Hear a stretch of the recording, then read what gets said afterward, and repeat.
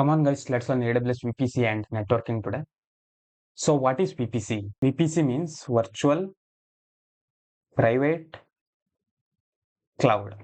So if you consider this as AWS cloud, then AWS is we know that it's a public cloud service. And we should not create our resources directly in this particular public cloud. We should create our resources in our own private space. That private space is nothing but VPC or virtual private cloud. Why do we need VPC exactly? Let me explain that with an example. People in cities live in societies or apartments, right? Why do they live there? Because apartments or societies will provide more security. They will have their own gate and security guards, etc.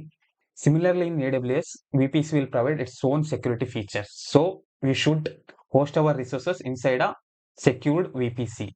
So now consider this as your company VPC. So while creating VPC for your company, you should provide a address range. So in address range, you will get to know how many IPs are available for your VPC or how many resources you can host in this particular VPC. So address range can be like 172.31.0.0/16. This we call it as CIDR range. So I will explain CIDR range and other things in other sessions. But important thing is how many IPs are available for your VPC. So in this case, last 2 bits will have your IP addresses. So here we will have 2 to the power 8 addresses, and here we will have 2 to the power 8 addresses. So total number of addresses will be 2 to the power 8 into 2 to the power 8, means 256 into 256. Total 65,536 addresses will be available. So there will be some reserved IPs, but generally we can consider as 65,536 IP addresses will be available for your particular VPC. Now this VPC is for your whole company, but each team in your company needs their own network. Then we divide this whole VPC into several subnetworks, or we can call it as subnet. So like this, we can create their own subnetworks. And here each subnet will have its own address range. For example, subnet 1 will have its address range called as 172.31.1.0/24. So here available address is last bit only, that is 2 power 8, means 256 address will be allocated to this particular subnet. Similarly, subnet 2 will have its own address range like 172.31.2.0/24. So this subnet will also have 256 addresses. So like this, each team will have its own subnet inside a large VPC, and each subnet will have its own address range. And also there are two types of subnets, public subnet and private subnet. I will explain those things later. So now let's go back to our apartment example. So if you want to go outside of this apartment, how do we go? You will have a one gate, right? Similarly, in VPC, if you want to communicate with the internet, you will have a gate called as Internet Gateway or IGW. So through Internet Gateway, your resources inside VPC will communicate to the internet. So earlier I told there are two types of subnet. One is public subnet and another one is private subnet. So resources hosted in public subnet will be accessible for the internet directly. But in private subnet, the resources is not accessible for the internet directly. So that is the difference between public subnet and private subnet. So now you can consider all of these are private subnet. So in an apartment, you can have your own house or your own room. These all are private. So these are the private subnets. So generally your application will be hosted inside a private subnet. So this is your private subnet, and once you go inside apartments, there will be empty space, right? Those empty space we can consider that as a public subnet. So traffic from internet can go to public subnet directly through the internet gateway, but it can't go to private subnet. So if an user wants to connect to this application that is hosted on private subnet, he have to go to public subnet first. So in public subnet, there will be one more component called as load balancer will be there. So user will access this load balancer directly. So this load balancer will have its own public address. So traffic will reach from user to load balancer via internet gateway. So then load balancer will pass the traffic to this particular application. So there will be something called as target group in load balancer, so that the load balancer will know for which application it should pass the traffic. But there should be a path from load balancer to this particular application in private subnet. That path we will define in a table, call it as a route table. So this path we will define in a table, call it as a route table. So in case of apartment, there will be a security guard, right? So security guard will ask you a lot of questions like who are you, where are you from, these type of questions, right? So similarly here, there will be something called a security group. So this security group will allow or deny the traffic based on the source IP address or source port, these type of details. So based on that, finally this security group will allow your traffic to your application. So this security group is instance level or application level. So for each application or for each instance, you are going to create separate security group. So instead of that, if you want this for a subnet level, then you have something called as NACL or NACL.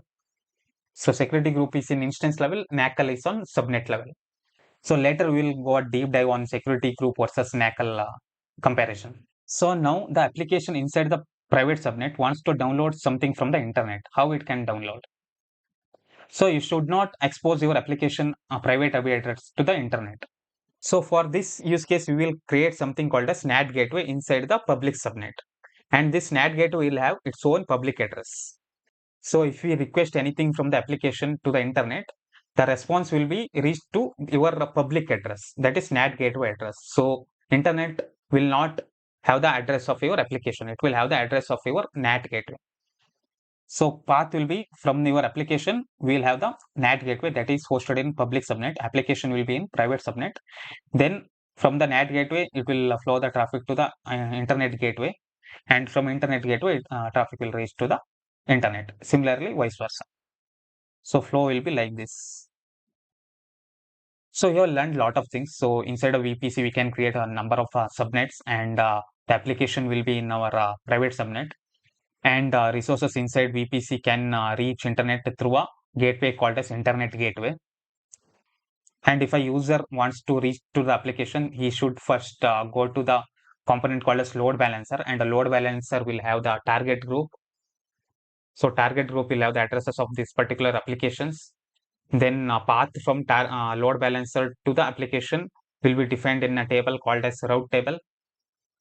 And there is something called a security group that will allow the traffic based on the source address and source IP. And if you want to provide a security for your whole subnet, then we have something called as NACL or network access control list. Then application inside private subnet wants to reach the internet, then we will have something called as NAT gateway. Now let's go through the difference between security group and NACL. Generally, there are two types of rules, that are inbound rules and outbound rules. So inbound rules are the rules applied to the incoming traffic for the application, and outbound rules are the rules applied to the outgoing traffic from the application. So generally, the applications will run on specific port. So now consider this particular application runs on 8443 port.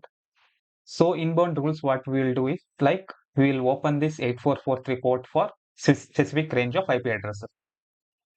So we will add the source IP addresses like this, and the traffic from this particular source IP address will be allowed to this particular application to 8443 port. And all other requests from other IPs will be rejected by default using the security group. So now let's see the difference between security group and NACL. So the first difference is security group is instance level. For example, we apply this security group, or we attach this security group for particular EC2 instance or particular RDS DB instances. But NACL, it is attached to subnet level. So the rules defined in this NACL will be applied to all the instances in that particular subnet. And so here NACL means network access control list, not sodium chloride. It is network access control list. So next difference is in security group, all the incoming traffic will be denied by default. So by default, the application or instance is not accessible from any IP addresses. If you want to access this particular application or instances from any IP addresses, you have to add an incoming rule for that. But outbound rule is allowed for all the IP addresses in case of security groups. So in case of NACL, by default, all the traffic are allowed. And if you want to block any traffic, then you can add a rule for that. So if you want to block traffic from this particular IP range, then you can block using NACL, but you can't do that in SG. So in security group, you can add only allow rules. So by default, all the traffics are denied, and if you want to allow any particular traffic, then you can add an allow rule. But in NACL, you can add both allow and deny rules. So by default, all the traffics are allowed. So if you want to deny any traffic, you can add deny rules also in NACL. Security group are stateful, means that if you allow an inbound connection, then the outbound response is automatically allowed. For example, if you allowed for some IP address range of called 172.31.0.0/16, we allowed only inbound rule, but automatically outbound rule for that particular IP address range is automatically allowed if you allowed the inbound rule. So that means it is stateful. In case of NACL, the case is different. Here, if you allow an inbound connection, you must explicitly allow the outbound response also. Outbound connection also you have to explicitly allow. That's why it is stateless. So in case of security group, if we have added some 10 inbound rules, then all that rules are evaluated together. So there is no rule takes precedence over another. So all are equal. So in case of NACL, they use numbered rules basically. So lower the number, highest will be the priority for that particular rule. So I will explain these numbered rules in demo session. So generally security groups are managed by application teams, but NACL will be managed by the AWS admins. So that I have already explained, like security groups are attached to particular instance or particular application, so that if application teams want some ports to be opened, they will open in their security groups. So there's a chance like application teams can open unsecured ports also. To avoid that, to block all the unsecured traffic, we can in NACL AWS admins only they can deny that particular traffic. So while creating the subnet only, these AWS admins can add their deny rules to NACL so that unsecured traffic will be blocked.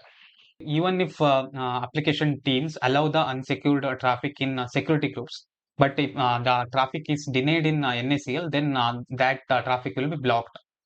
So that is the use case of NACL. So there are two separate firewalls are there, like security group and NACL in AWS, because security groups are on instance level and they are managed by application teams, but NACL are subnet level and they are managed by the AWS admins. So this is the very important topic, security group and NACL. In interviews also they will ask like what is the difference between security group and NACL, and what are the different use cases for security group and NACL. So you should be able to answer to that question using this explanation. So now let's go for the demo.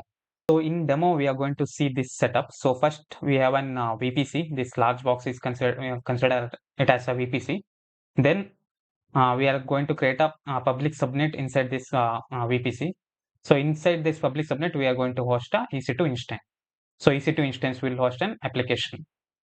So then if a user wants to access this application, first you have to have the IGW setup. So internet gateway will be attached to this particular VPC.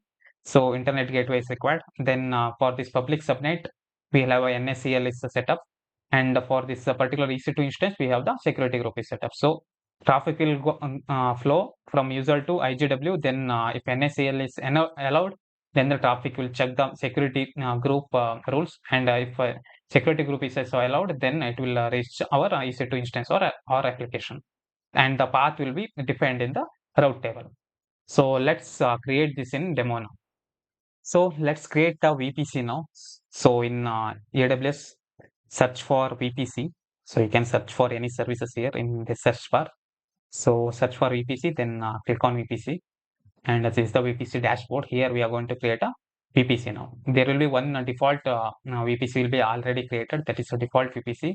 But now we are going to create a customized VPC for us. So let's create a VPC now. Click on create VPC.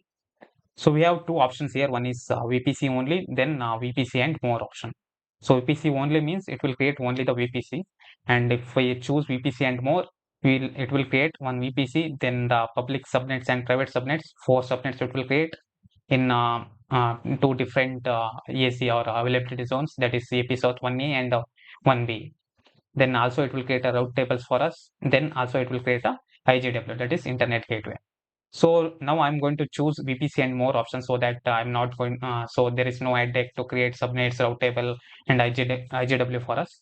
So select option VPC and more now. Then give a name for that particular VPC. I will give a name it as training. And in, this VPC name will be prefixed by VPC hyphen. So the name will be VPC hyphen training. Then I have to choose the my address range. So before or while creating the VPC, I have to choose the address range also. So now you can see here 10.0.0.0/16. That is slash 16 means 2 to the power 16 available addresses. Means 65,536 addresses are available for this particular VPC. For example, if I change this to slash 24, then IP addresses will be 256 IPs only available for this particular VPC. If it is 25, then 128 IPs. It is 2 to the power 32 minus uh, that 25. That is 2 to the power 7, 128 IPs.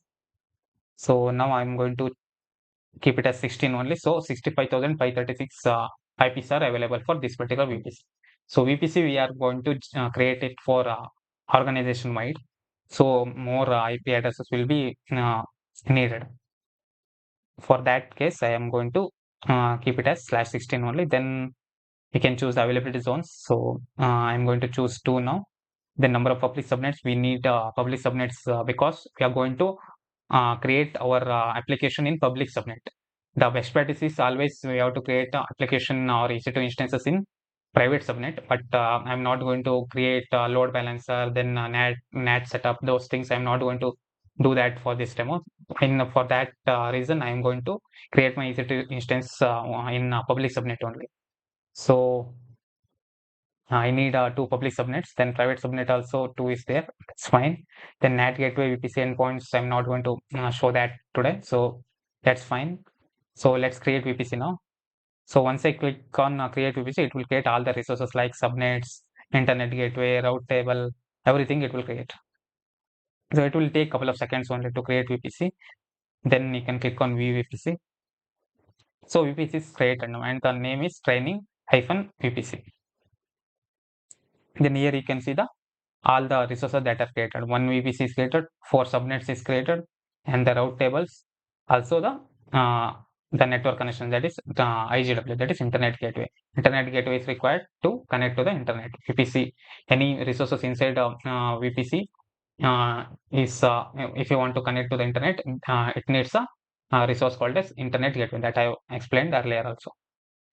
So now internet gateway, subnet, everything is created. Now I'm going to create a EC2 instance now, and I'm going to create this EC2 instance in a public subnet. Let's do that now. So search for EC2 instance, EC2 service, and click on EC2. Click on instances and launch instances. So check out my EC2 tutorial also. So in previous video I explained EC2 also. So there we can you will get the more information about EC2. So here I'm going to give a name it as VPC demo instance. Then I will choose Ubuntu and version is 24.04 only, and I will choose t2.micro only. So check out my EC2 video so that you will get more understanding about all these options. So key pair, I will use my key pair to log into SSH. Then important thing is network settings here. I'm going to edit this. Here you can see by default it will go to the default VPC only. So generally, as a best practice in organization also, we are not going to host our any resources in default VPC. We are going to create our own custom VPC. Then we are going to host all the resources in that particular custom VPC. So click on training VPC that I have created now. So I'm going to host this EC2 instance on this particular training VPC.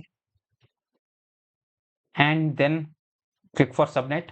So subnet I can host in this any one of these 4 subnets that is created, 2 private subnets and public subnets. Now I'm going to host this on public subnet only. And the auto as an IP, public IP. I need public IP because if I want to log into SSH into this instance, I need public IP addresses. So I'm going to enable that. So a security group, for example, I have explained earlier only, each instances will have its own security group. So in security group, all by default, all the inbound rules is denied. By default, it is denied. And if you want any traffic, if you want to allow any traffic, then you have to add a new rule for that. So now I'm going to click on create security group. So AWS will create one security group for me. So and it will by default now you can see one rule is added, that is SSH login, that is 22 port is allowed for this. So apart from 22, all other ports are denied. Like if I want to do HTTP traffic like 80 port, then that traffic is now it is denied. Now I have to, if I want that, I have to add one more rule for 80 port. So now SSH, only SSH I am going to allow. So security group is done. Then volume I can increase to 10 GB or 8 GB is also enough. So that's it. Then click on launch instance. So it will take a couple of seconds to launch this instance. So now our instance is ready. So you can see instance state is in running state, and status check is also passed. So click on that instance. Then click on connect to connect using a SSH key. So copy this command and open.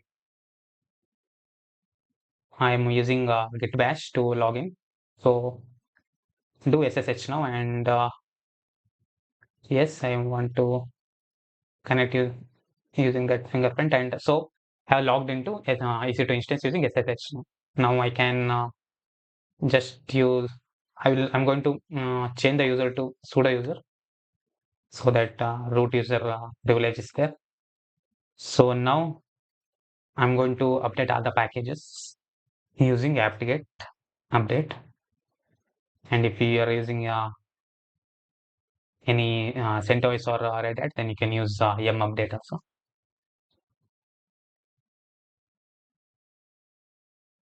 So now my EC2 instance is updated. Now I'm going to install an application now.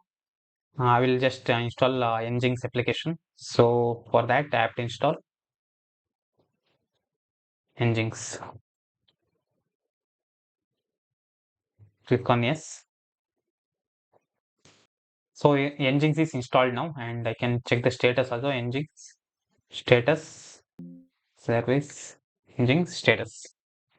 So let me access my application in browser now. For that, I'm going to copy my public IP address of my instance. Then port will be 80. So by default, Nginx will be installed on port 80. So if I access that particular application using my IP address and port, so I will get this message: site can't be reached because 80 port is not open in my security group. So if I check my security group, only 22 port is open. If I go to security and click on security groups here, and if I check inbound rule here, and in inbound rules, you can see only 22 port is open. And now I'm going to add 80 port also, so that I can access my application in my browser. So click on edit inbound rule and add one rule. SSH is already added. One more rule I can add now, that is HTTP 80 port. So if I choose HTTP, automatically 80 port will be added. So then I can add a CAD range here. So in real world cases, we have to use your company CAD range here. But now I'm going to use 0.0.0/0. That is whole internet. That is not a best practice. We have to add custom IP address only here. Here we have three options, like four options, like custom, anywhere IPv4, anywhere IPv6, and my IP. Now I'm going to choose anywhere IPv4, and this is just for demo, that's why. So then click on save rules. So now two rules are added. One is 80 and another one is 8022 that I have added earlier. Now if I refresh this page, my application should be available. So see, welcome to Nginx. So my Nginx page is loaded down because I have allowed my 80 port in my security group. So by default, all the traffic is denied in security group. Remember that. So if you want to enable any particular port, then I have to go to my security group, and I have to edit my inbound rule, and I have to add one more rule for every particular port, or you can add a port range or source IP ranges also there. So earlier I have told this security group will be managed by the application teams. So this, for example, consider this 80 port is insecure port. So the application teams should not use 80 port. So as a AWS admin, I have to block that. How I can block that? Using NACL. That is in subnet level. So now I am going to do that now. Creating a NACL and adding the rules. NACL is already created while creating the VPC, but I am going to edit that NACL now. So for that, go for your VPC first. So VPC service and go to VPC. Here we have the option for NACLs too. If I go to my subnets, or I can directly go for security and the network ACLs also. So network ACL means network access control list, NACL, not sodium chloride. So here two NACLs are there. One is for default VPC and one more is for my subnets, that is training VPC. So this is my NACL. So I'm going to edit this NACL now. So here you can see I have already told, right, in theory session, like inbound rules will be allowed. So by default in NACL, inbound rule will be allowed. You can see here for all 0.0.0 it is allowed. You can see also deny rule is also there. Both allow and deny rules is there, but the priority you have to check, the rule number you have to check though. So here 100 is the minimum number. So first it will evaluate the 100 rule number rule, that is allow rule. So it will allow the traffic. Here star means if any rule is not matched, then only it will execute. So it has least priority. So lower the number, higher the priority. So security group, all the rules will be evaluated at a time, but in NACL, evaluation will be different. Like so here, least rule number means higher the priority in case of NACL. So let's edit this. So here by default all the inbound rule is allowed. Now I'm going to block my 80 port so that my application team in security group also, if they allowed also, it should be denied. So let's see that use case. Let's click on edit inbound rules.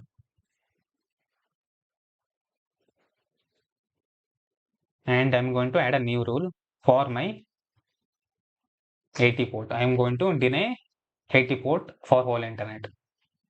So deny that deny this port, so that even if application team allows in a security group, it should not be allowed. And very important is rule number here. So for example, if I give 200 rule number here, and if I click on save changes, I've added the deny rule for 80 port, and if I refresh this, I'm still able to access this because of the rule number here.